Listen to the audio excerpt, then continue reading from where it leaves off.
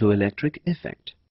The photoelectric effect refers to the emission or ejection of electrons from a metal surface in response to incident light.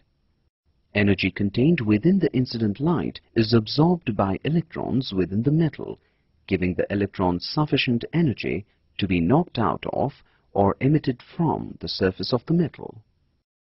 Einstein in 1905 proposed that the incident light consisted of individual quanta, called photons, that interacted with the electrons in the metal like discrete particles rather than as continuous waves.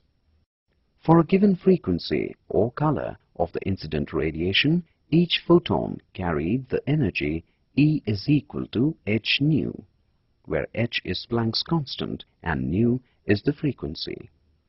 Albert Einstein was honored with the Nobel Prize in Physics in 1921 for successfully explaining the photoelectric effect.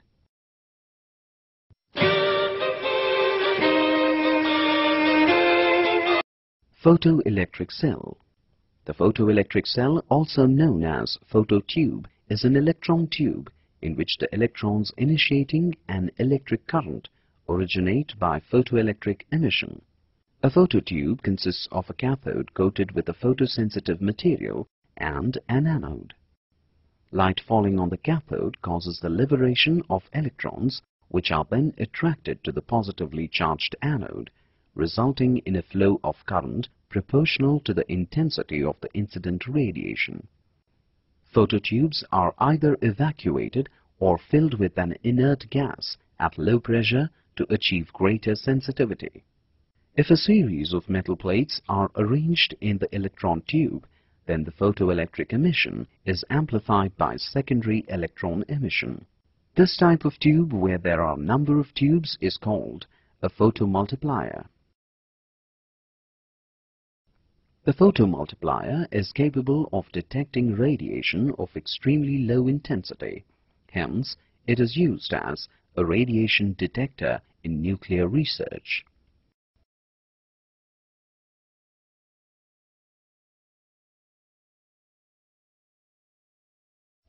Applications of photoelectric cell.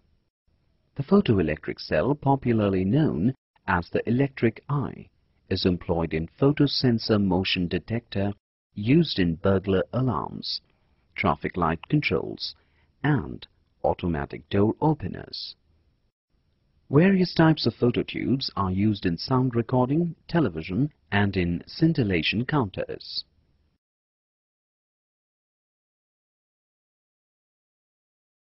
Photosensor motion detectors are the devices you see in a store at a shopping mall. When somebody enters the store, the motion detector sounds a chime or bell. The two components of a photosensor are a source of focus light and a light sensor.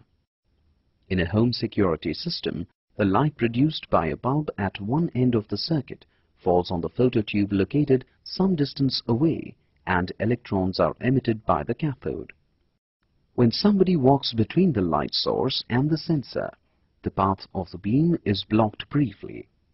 The sensor registers a drop in light levels and sends a signal to the control box. The control box, in turn, is connected either to a siren, flashing outdoor lights, or to a telephone autodialer.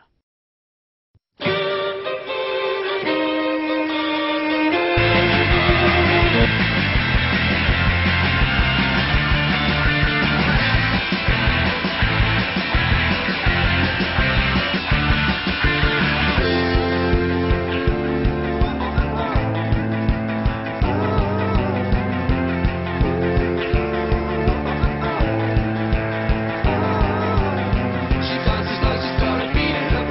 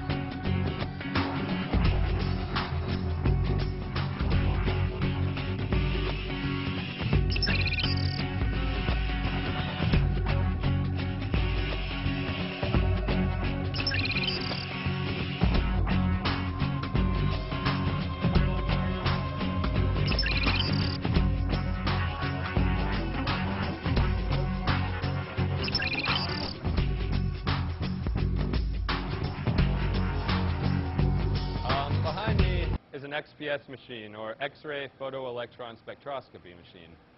So we call it an X-ray machine because we use X-rays to probe matter. We probe this matter by shooting these X-rays out of this tube at whatever our sample is. And so the X-rays come out at a certain known energy and they knock off electrons. So we all know that the structure of matter is atoms, and these atoms are formed with a nucleus and electrons orbiting around it. These electrons orbit around the nucleus, and they're bound to it at a certain energy level. So these electrons, or the X-rays, come in and they knock off our electrons. So the electrons go shooting off in all directions, but we have a lot of electrons come shooting up this tube. So the electrons get curved around here by an electric field. Based on how much they curve, we can tell how fast they're going. And how fast they're going tells us their energy. And so their energy tells us how strongly they were bonded to that center nucleus. This bond energy can tell us a lot of information, including what that nucleus is. So by knowing what your nucleus is, you can know what your material is. And you can use it to tell if you have carbon in here, or sulfur, or lithium. You can tell almost any material. And you can also tell how it's bonded to its neighbors. As carbon bonds to another carbon atom, it shifts the electrons in its orbital, and that gives us a slightly different energy level.